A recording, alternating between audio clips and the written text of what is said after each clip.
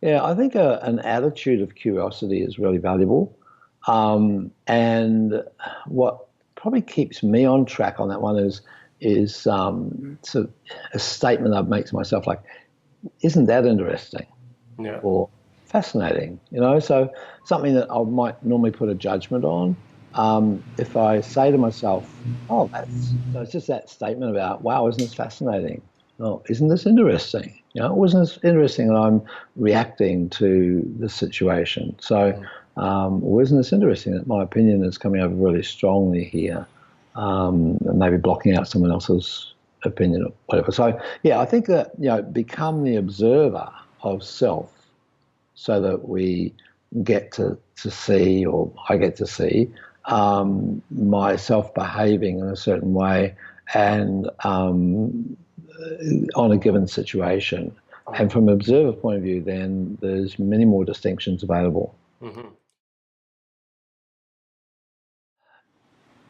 In my physical being, in my physical, the way I've got my physical stuff wired up, I will see right and wrong. I'll see good and bad. I'll see, things that should and shouldn't, and so forth.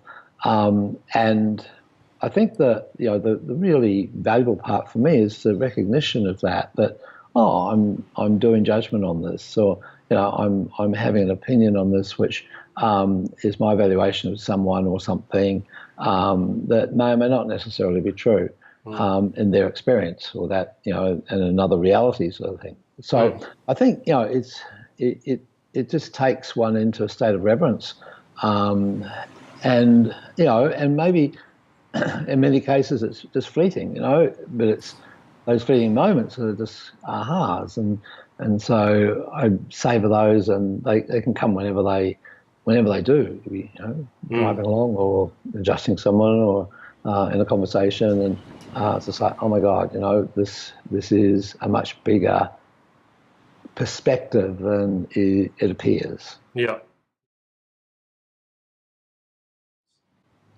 Well, I'd see it as a huge respect for the subluxation as a metaphor and as an entity.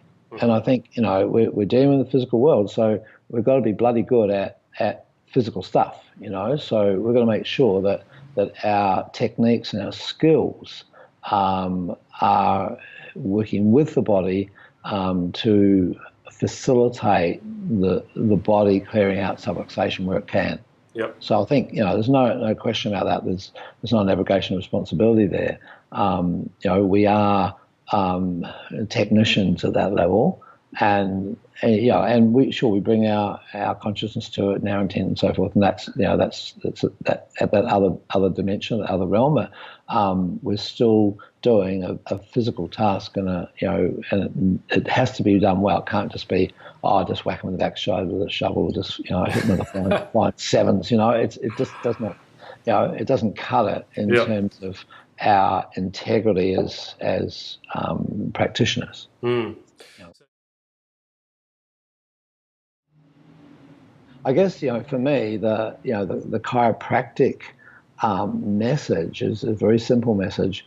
It's a message of integrity, which is being complete and whole, and that all parts are necessary, all parts are valuable, they all contribute.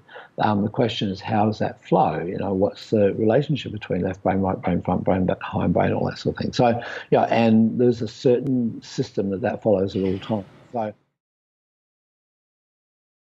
who knows? But that's why we're sort of moving more now towards taking that tech essence, that vitalistically engaged mechanism. So it's true. It's vitalism and mechanism together. It's not mechanistic or vitalistic. Yeah. It's bullshit to say it's a vitalistic Yeah. organisation, because you've got to have some mechanism there. Otherwise, it's Yeah. sort of just hot air. So so you've got to have the two integrated. And taking that now into strategically into firstly education,